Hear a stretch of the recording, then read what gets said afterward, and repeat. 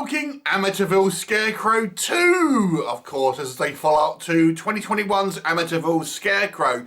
This is produced by Scott Jeffrey's Jagged Edge Productions. Scott Jeffrey, of course, a prolific B-movie producer, and he will produce the up-and-coming Honey and Blood, the Winnie the Pooh kind of like slasher film that everyone's quite excited about.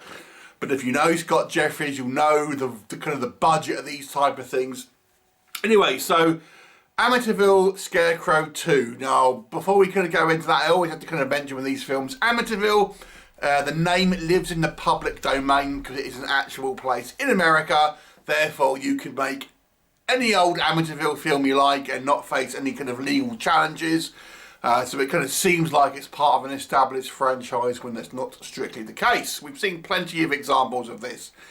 So this actually follows on from the original movie about 2 years later. So we have the survivors, this family who have kind of inherited this land, so to speak, and are trying to make a kind of camping ground on that. They think that they have kind of defeated the original kind of Scarecrow and killed it. However, they've hired a bunch of kind of new people that are going to start off this camping ground and try to make it some type of kind of theme attraction, so to speak. But inevitably, the bodies start kind of piling up as there seems to be a new Scarecrow. It is cutting a swathe through these workers and stuff. Now, what will happen? You'll have to watch the movie and find out. So let's discuss what I think works in this movie. It's a very low budget film, as a lot of these movies tend to be. So obviously have those kind of expectations checked. I will say there's an attempt here to build upon both the mythology of the first movie, but also the kind of the Amityville mythos, so to speak. Far more so than maybe the original film even. You know, there's talk of obviously the actual kind of Amityville case where the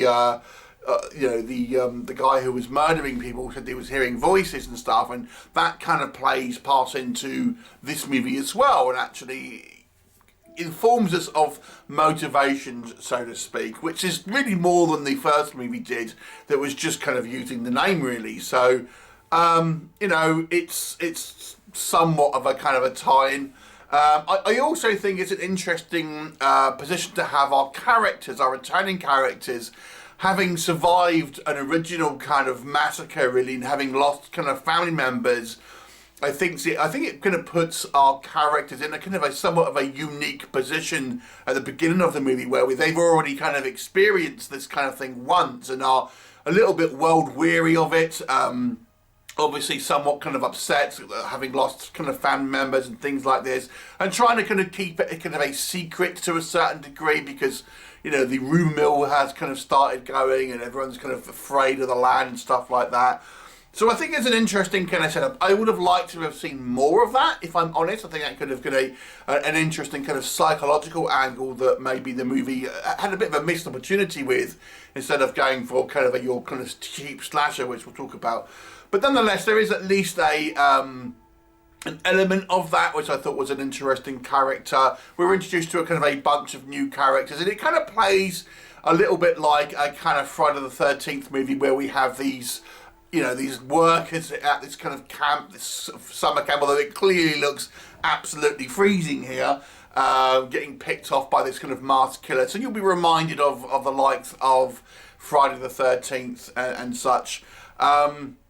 There's actually a lot more sex in this movie than the first one, and to be fair, a lot more than the majority of Scott Jeffrey's productions as well. I'm wondering the decision here to kind of like get their cast naked a couple of times. Obviously was trying to kind of get a bit more TNA kind of going. Obviously that's what they feel the people want. You have a kind of the regular kind of cast here, plus a kind of a new faces here. As well. The killer, I at least have to say, sometimes, not all the time, kind of is walking around a little bit kind of janky, like you would imagine a kind of a Scarecrow wouldn't have that kind of smooth movement of a human being. And I would say the intro is reasonably strong. It actually has the movie's not a long film.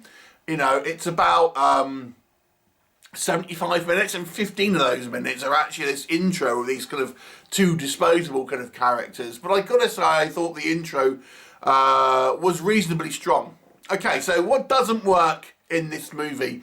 Let's talk about the acting first of all. As I say, you have some returning characters here, and the returning characters are all kind of familiar faces that you would have seen in Scott Jeffrey productions.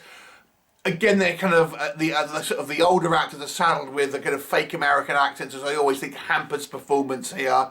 So some of the acting, I've got to be honest with you, let me just call it a mixed bag. You know, I think sometimes the acting was okay. A lot of the time I think it was a little weak. One thing I did notice with this film, and it's kind of, is watch for the physical acting. Watch for what people do with their arms and their hands, because they clearly haven't been giving any direction, because they just, especially to the male characters here, they look very awkward in the kind of the way they're kind of standing, not really knowing what to do with their arms or their hands. They've obviously been given directions to say stuff, and they're just kind of standing there with kind of like their arms kind of like stiff, and it looks weird and kind of unnatural. So the acting is a mixed bag, and it doesn't help with some truly hokey dialogue. I mean, what do you expect, a low budget kind of British B movie? But there are some kind of horrible kind of dialogue here, some really kind of horrible kind of monologues, and I was watching this thinking, you know, why is the dialogue so bad in this movie?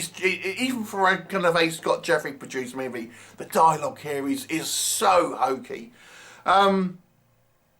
The actual Scarecrow itself. Okay, so like I've said, we see a couple of sequences early on where it's kind of moving around a little bit more kind of awkwardly maybe than just a guy in a kind of costume. But then that's kind of forgotten a little bit kind of later on in the movie. So it's a little bit inconsistent. I feel the aesthetic of the Scarecrow is quite poor. It looks like a comedy Scarecrow. It looks like something you would see in The Wizard of Oz. It really doesn't evoke much in the way of fear. I've got to be honest, I think the Scarecrow in the first movie at least looked aesthetically a little bit more kind of threatening. This one kind of looks a little goofy, I have to say. This one has a little bit more lore into it, I would argue, but the actual aesthetics I think are weaker here. A lot of the kills are pretty unspectacular, to be honest with you. There's a lot of kind of red shirts in this movie. But the movie really lacks any real type of sense of fear. And this is kind of true of the first movie as well. It's one of the critiques I had. And I liken it to the mid-80s movie Scarecrows, where that really did have a fearful atmosphere. This one doesn't do anything like that. And I think with it, when you have your antagonist as a Scarecrow, it should be part and parcel that there is this kind of like this element of fear in the atmosphere. This kind of like this unknown, this kind of like boogeyman that is out there stalking you, but you don't get any of that. It's just kind of very much just like he'll jump out at you, he'll kill, you know, and it's all very unconvincing and all that kind of stuff. And it looks somewhat hastily kind of put together.